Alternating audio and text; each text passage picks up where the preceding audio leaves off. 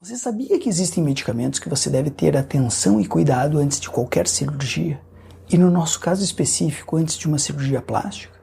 Medicamentos que inclusive podem ter que ser suspensos antes de uma cirurgia? Acompanhe esse vídeo até o final e você saberá mais sobre esse assunto.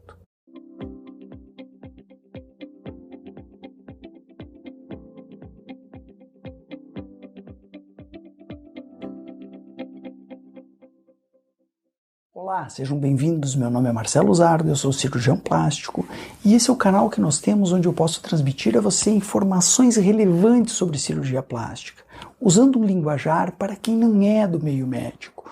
Com isso, você que pensa em fazer uma cirurgia plástica ou você que já realizou, pode identificar fatos e pontos importantes para a sua cirurgia, para o seu caso. Muito bem. Hoje nós vamos falar sobre um assunto que diz respeito muito ao pré-operatório, mas também ao pós-operatório. E um assunto de extrema relevância. Quais as medicações que devem a você acender um alerta com relação a cuidados antes de uma cirurgia? Medicamentos que muitas vezes podem até ter a necessidade de serem suspensos e que você não deve esquecer de citar que os toma. O objetivo desse vídeo é trazer para vocês as classes de medicações mais importantes de se ter atenção e que você não esqueça de comunicar ao seu cirurgião. Inclusive, para quem é meu paciente, normalmente o que eu peço é, no dia anterior à nossa primeira consulta, já faça uma lista de todas as medicações que você toma. Preste atenção, inclusive, aos pequenos nomes que essa medicação tem. E por que fazer a lista?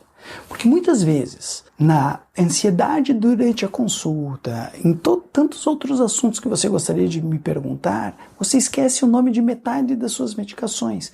E com isso, muitas vezes, deixamos de tomar nota ali de uma medicação importante, que para você pode até muitas vezes ser algo que pode você imaginar que não é maléfica ou que não causa problema algum. Isso é muito comum com alguns fitoterápicos. Então eu sempre explico, tome nota de tudo aquilo que você lembra que você toma. Para que você, se você não trouxe isso na primeira consulta, eu digo isso na primeira consulta, que você me traga na segunda, para que a gente não esqueça de nenhuma medicação e lhe dê a orientação correta de quais são as medicações que você deve ou não suspender. Muito bem. Eu vou citar essas medicações através das classes de medicamentos. E óbvio que dentro de cada classe eu posso não lembrar do nome de todas as medicações. Outra informação legal de você saber é que eu não vou falar aqui sobre nomes comerciais de medicamentos. Exatamente porque, primeiro, eu não sou financiado por nenhum laboratório e nem tenho esse interesse. Segundo, em outro sentido, eu também não quero beneficiar alguma medicação citando o nome aqui e esquecendo de outro laboratório só porque é o concorrente. Enfim, eu não quero nem falar em prol de um e nem contra outro.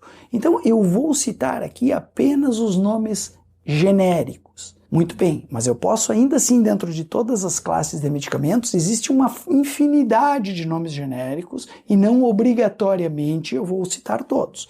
Mas se você toma, por exemplo, um anticoagulante, e eu vou citar os anticoagulantes, então você fique com aquela luzinha amarela acesa, com aquele ponto de exclamação piscando na sua frente para você lembrar de que, opa, eu tenho que prestar atenção nesta medicação, ok? Vamos lá. Eu vou começar com os antiagregantes plaquetários. Os antiagregantes plaquetários são uma classe de medicamentos que a população normalmente conhece como medicações para afinar o sangue. Óbvio que se elas trabalham afinando o sangue, elas estão agindo diretamente no poder de coagulação do sangue. E mais, os antiagregantes plaquetários, eles têm uma capacidade de diminuir, o nome deles mesmo já diz, eles diminuem a função das plaquetas, elas não conseguem unir-se e formar um coágulo, mas elas existem em número absolutamente normal. O que isso significa? Significa que muitas vezes, quando nós fazemos os exames pré-operatórios com testes de coagulação, não é detectado que você está tomando essa medicação porque não causa alteração nenhuma no teste, mas ainda assim causa alteração na coagulação e causa risco de sangramento. Então, se você muitas vezes deixar de informar que toma uma medicação dessa classe, pode passar percebido inclusive pelos exames pré-operatórios. E como o cirurgião não vai saber que você toma, o risco de um sangramento durante a cirurgia ou no pós-operatório imediato é alto. Fazem parte dessa classe de medicamentos medicações tais quais ácido acetil salicílico, clopidogrel,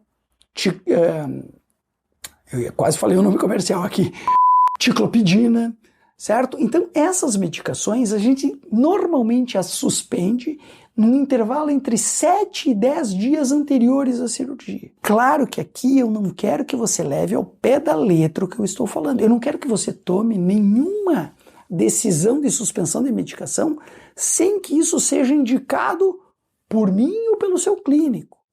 Por quê?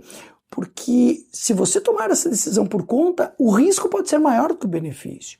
É óbvio que cada paciente nós avaliamos individualmente, ou seja, tem pacientes que nós optamos por determinados tipos de medicações e determinados tipos de cirurgias, inclusive a mantê-las. Então não tome nenhuma medida por conta própria.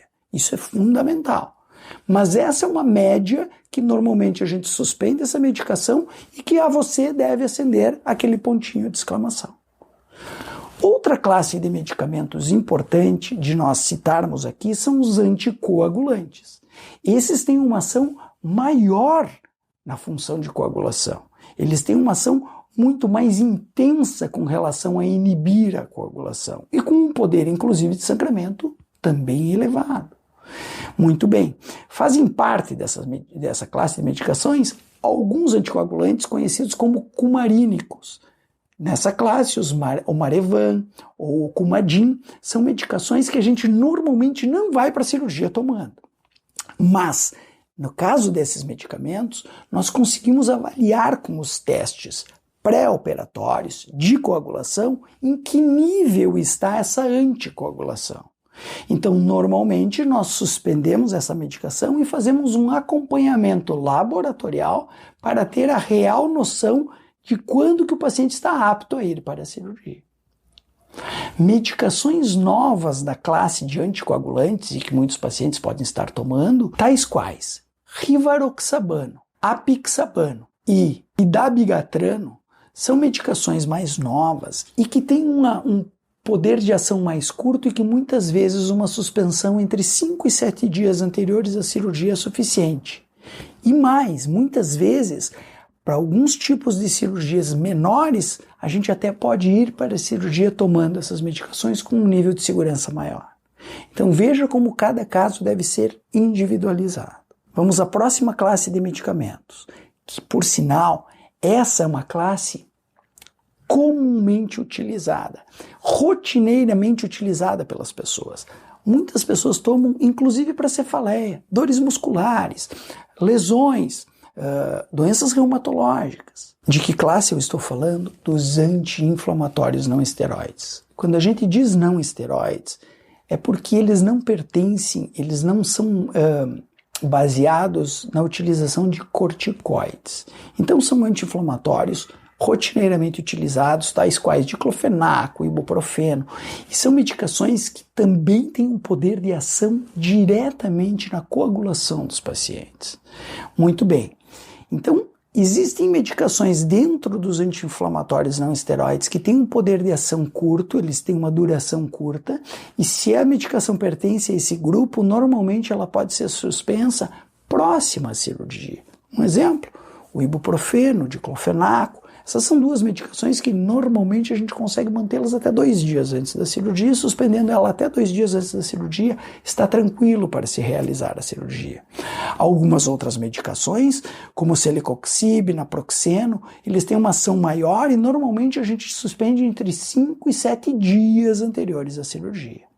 Já o piroxicam, que é uma medicação de ação longa, nós suspendemos ela entre 10 e 14 dias anteriores à cirurgia para que se possa ir para a cirurgia com um nível maior de segurança. Uma outra classe de medicações que também é importante de se citar e que também é comumente utilizada são as medicações de uso de tratamento hormonal.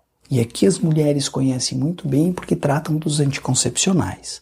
Sejam eles anticoncepcionais orais, anticoncepcionais injetáveis, anticoncepcionais de uso junto com um dispositivo intrauterino, eles acabam por liberar hormônios e ainda assim com poder e risco de causar uma patologia grave como a trombose. Mas aqui você não precisa se desesperar. Toda paciente que faz uso de anticoncepcional deve suspendê-lo? Não. A gente leva em consideração o risco da própria paciente, o histórico passado, se a paciente já teve história de trombose, se alguém na família já teve história de trombose, ou se o próprio potencial da cirurgia é uma cirurgia para risco de trombose. Nessa situação, sim, nós suspendemos a medicação e muitas vezes essa suspensão ela deve ser bem anterior à data da cirurgia, entre 6 e 8 semanas. Por quê?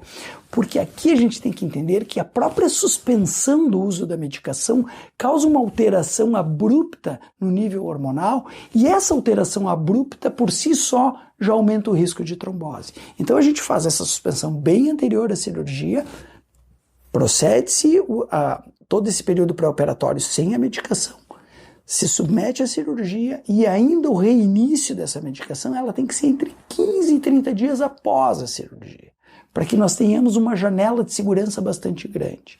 Mas isso, como eu falei, são para esses casos de maior risco. A imensa maioria de mulheres que não tem risco ou que o próprio procedimento em si é de baixo risco para trombose, normalmente nós não suspendemos a medicação. Até porque, na nossa equipe, nós temos por hábito utilizar outros métodos de profilaxia com relação à trombose e que anulam praticamente esse risco, ou diminuem ele ao mínimo possível, que é o uso da meia de compressão. E para quem não assistiu o vídeo sobre meia de compressão, vá lá e assista, que é um vídeo importante. Às vezes a gente acha só, é um vídeo que ensina como utilizar a meia. Não, ele basicamente dá uma série de informações sobre a importância do uso da meia no período pós-operatório. Então nós utilizamos como métodos de profilaxia a meia, uma bota que fica massageando o seu membro inferior durante toda a cirurgia e no pós-operatório, enquanto você está no hospital, e ainda muitas vezes medicação via oral ou injetável para que diminua o seu risco de trombose. Então, apesar de a gente utilizar tudo isso, ou melhor, utilizando tudo isso, muitos pacientes, num risco ainda baixo de cirurgia e o próprio risco em si do paciente, não precisa muitas vezes suspender o anticoncepcional. Outros tratamentos hormonais, tais quais o tamoxifeno, que muitas pacientes fazem tratamento hormonal, de reposição hormonal, ou muitas vezes por relação a ter tido um tumor mamário e precisam ficar fazendo uso de medicação rotineiramente, ficam fazendo uso dessa medicação, nós fazemos a avaliação em discussão direta, seja com o oncologista ou com o ginecologista, mastologista que trata essa paciente, e decidimos ali se vale ou não a pena a suspensão e quando da suspensão qual o período necessário.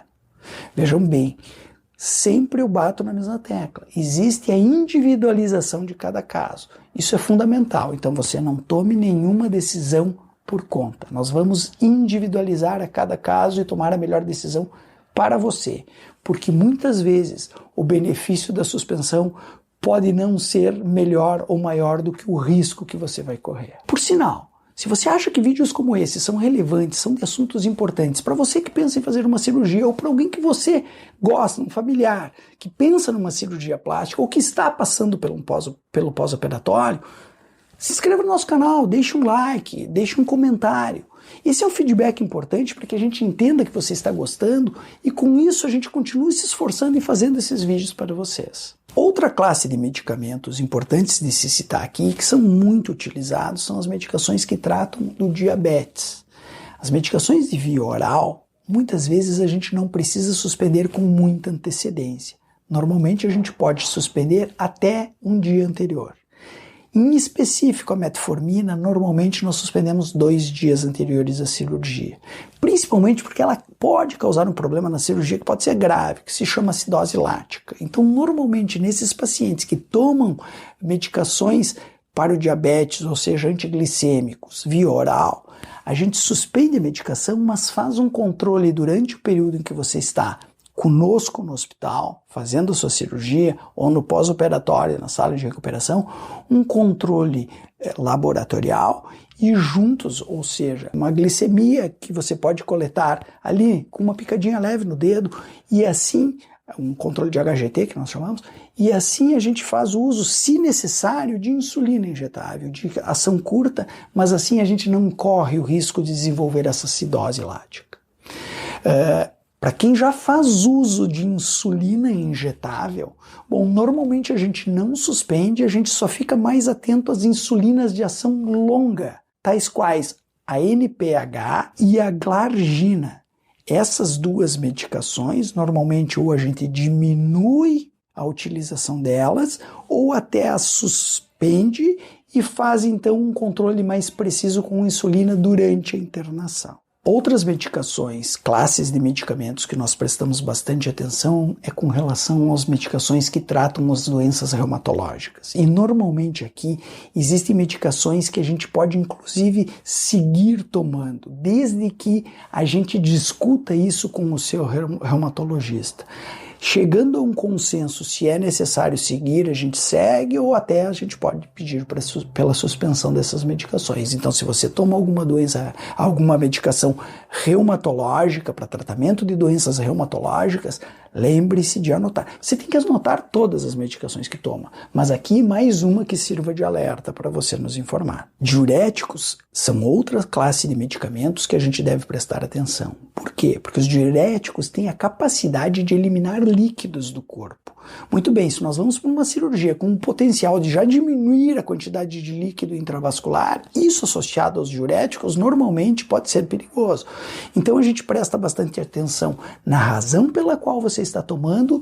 A gente nessas condições pode ou suspender, e aí os diuréticos podem ser suspensos no dia anterior à cirurgia, ou inclusive até mantê-los, mas ter um acompanhamento. Se eu sei que você toma diurético, eu tenho um acompanhamento da sua a gente chama assim da sua hemodinâmica, da sua função hemodinâmica, de como que você se comporta com relação aos líquidos que circulam no seu corpo. A gente vai ter uma atenção mais precisa com relação a isso. Então é importante também prestar atenção a quem toma diuréticos. E os fitoterápicos? Será que eles são realmente inócuos em todos os sentidos? Vejam bem, os fitoterápicos são uma classe de medicação muitas vezes popularmente difundidas, de boca a boca, todo mundo tem uma boa receita, mas dificilmente a gente consegue ter estudos científicos que comprovem que ela é inócua ou que elas realmente trazem o benefício do seu uso. E em medicina, é importante entender que o papel de um bom médico é trazer a você aquilo que a ciência comprovadamente consegue afirmar. Nós não estamos aqui para colocar para você os nossos dogmas ou as nossas crenças que não dizem respeito ao que a ciência nos ensinou. Eu não estou dizendo que uma erva que um curandeiro deu para você não vai funcionar. Ela pode funcionar.